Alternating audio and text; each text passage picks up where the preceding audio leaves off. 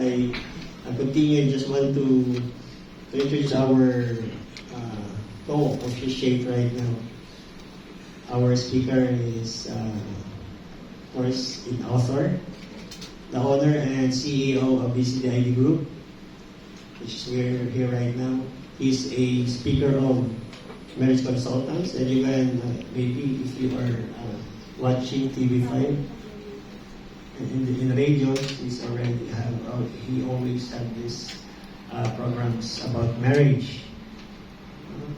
I will not, I think if you can see his book, later he will also share with you about marriage. He's one of the speaker in Popcorn, in this WD. He's the speaker of the speakers. Actually, he conducts seminars in different parts of the country. And we're so blessed. Graham Thomas and Rhea, you're blessed that the owner of BCDIP is here to give you some messages and inspiration in this wedding day. Let's give a round of applause to Dr. Angelo Ibase.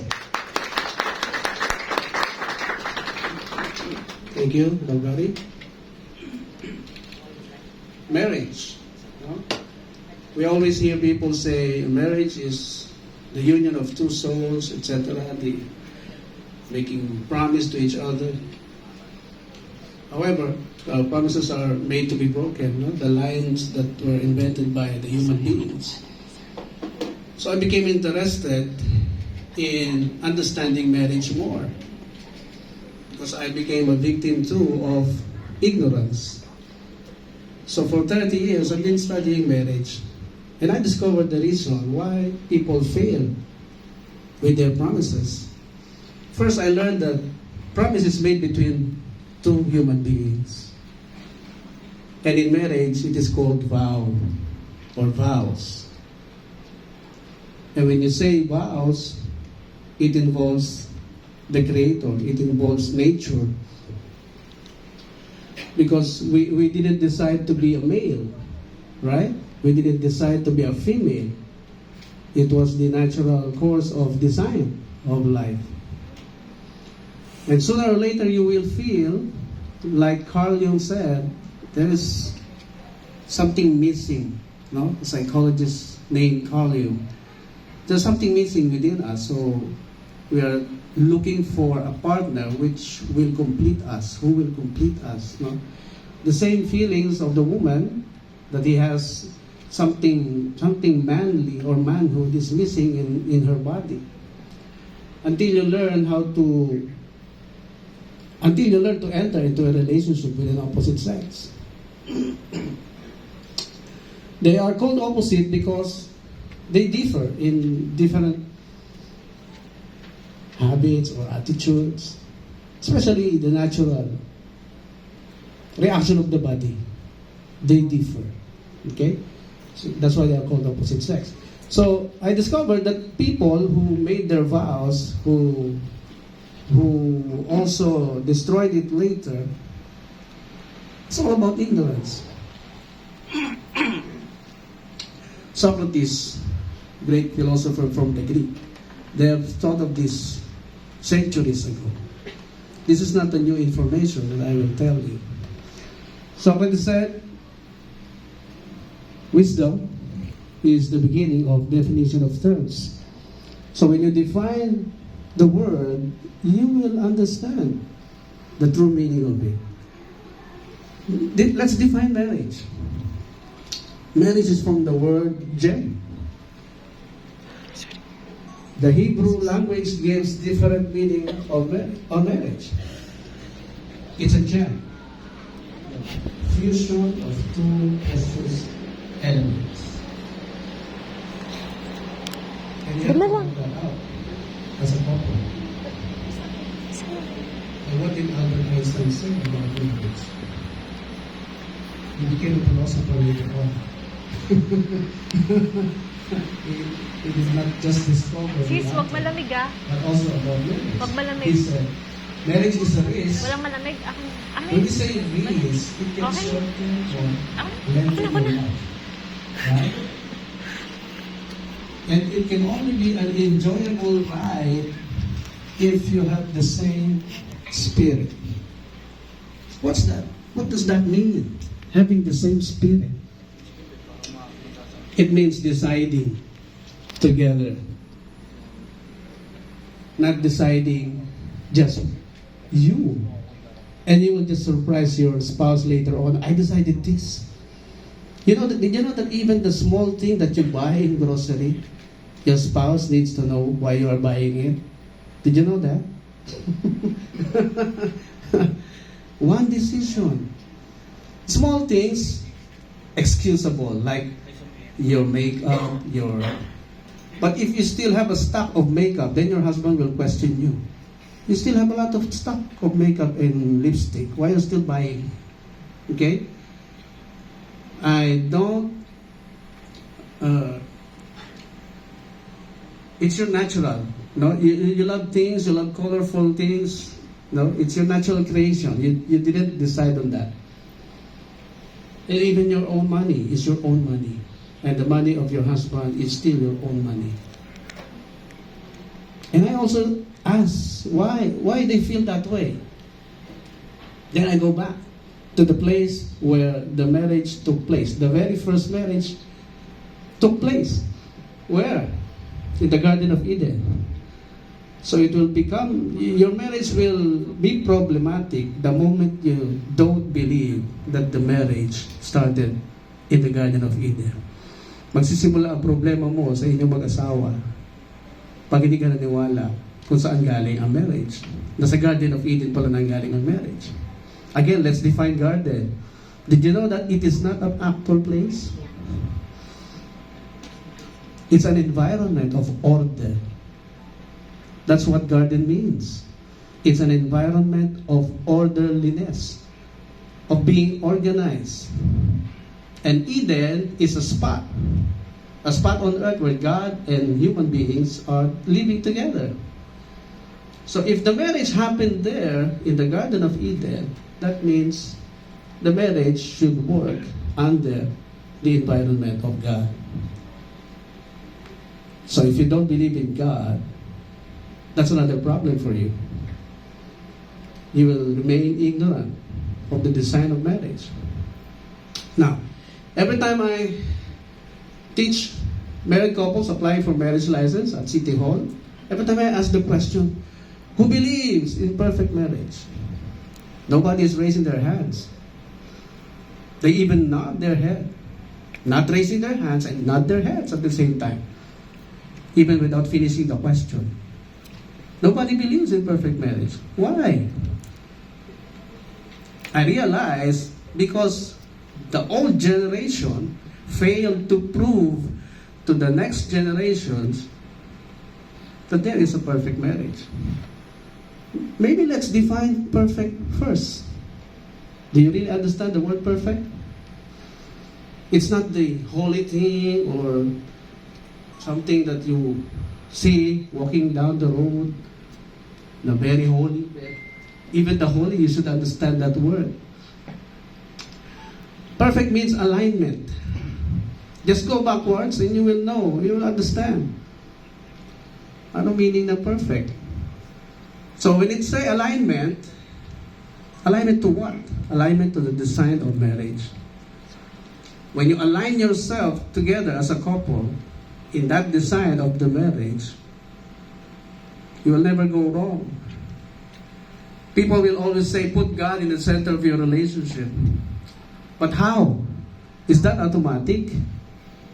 No. God does not dwell in unholy human beings. So how do you become holy? So that God will dwell on you. It starts from aligning yourself first to the standards of God. I-align mo lang yung sarili mo. You have to fix what you are, how you talk to your spouse. Do you speak to your spouse with love? Or do you shout at her? Do you speak to your husband with respect? Or do you insult him? That's when the only time that God will dwell in your marriage is the moment you align yourself. That's the time. It depends on us. So if you don't align yourself, how you treat your spouse, how you treat one another, God will not dwell in you. So it's hard to become one as a couple when there's no God in your relationship.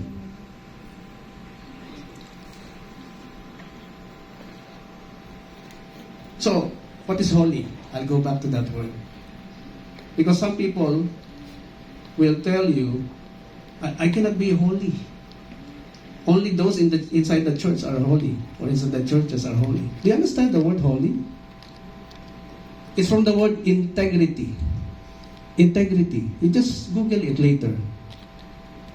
Integrity. Integrating the mind, integrating your words and actions into one. Very simple definition, right? And Jesus said, be holy just like your Father in heaven who is holy. Will He command something that we cannot do? That it's impossible to do? Huh? Mag-uutos ba siya ng isang bagay na hindi natin kayang gawin at imposible naman pala? He will not make a command like that.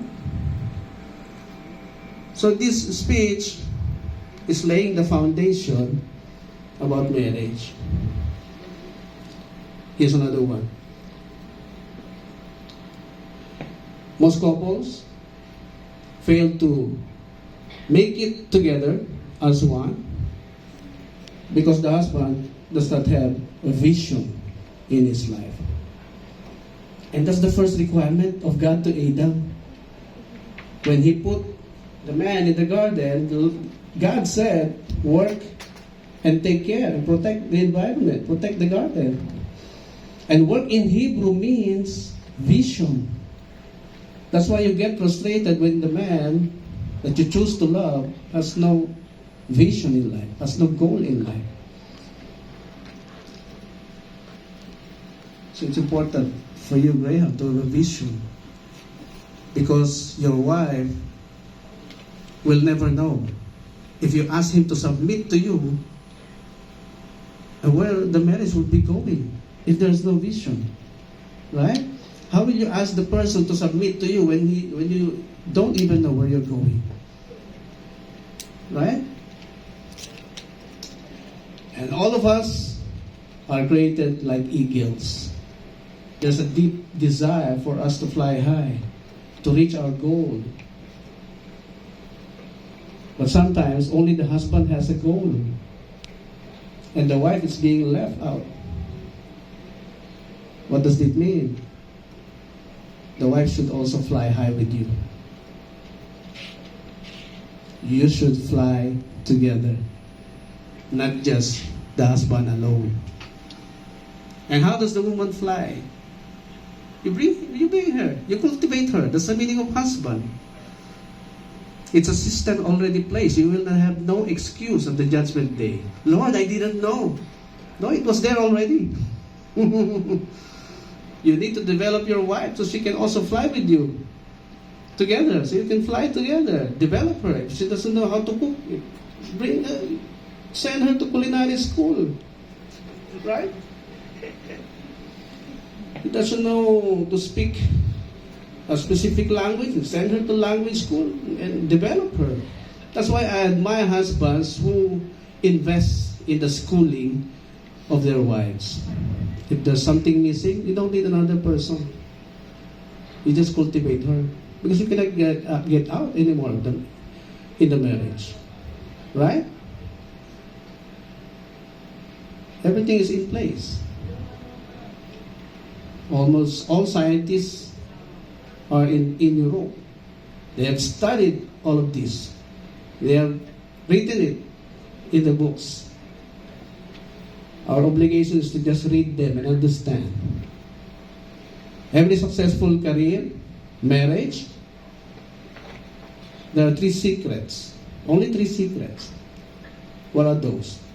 It starts from knowledge. Get the right knowledge about marriage. Second, understanding. You need to understand the knowledge that you are getting. Understand. Analyze. Then what comes next? Application.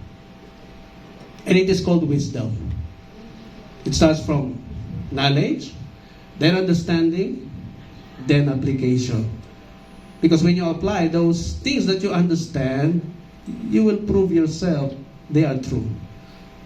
Okay? Then you become authority of that subject. And you can share it to people, just like me. I understand the marriage very well.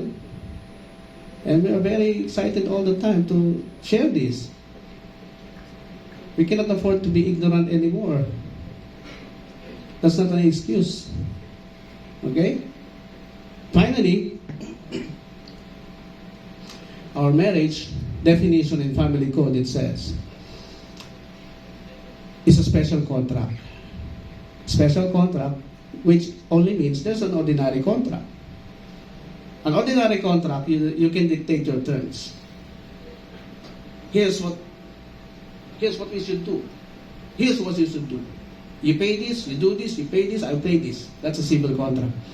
As long as you are not violating any law, not contrary to morals, public policy, or customs, it is the law between the two of you. But the family code says it's a special contract. Why? Not subject to our stipulations. You cannot impose your attitude to the marriage anymore. You cannot impose your vices. You cannot impose your habits which are not helpful to the institution. Diba? Kung hindi makakatulong sa marriage, hindi kailangan ng marriage yan. Maldita ka, hindi kailangan ng marriage yan. Babaero ka, lalong hindi kailangan ng marriage yan. Hindi ka patapos sa pagpapasaya sa sarili mo. So don't enter into marriage if you are still experimenting your life. Okay?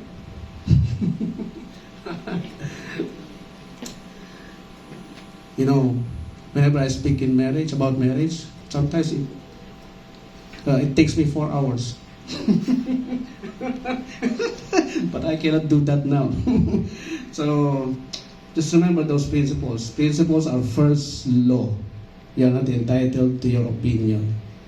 It's already an established law, even before the human beings were created.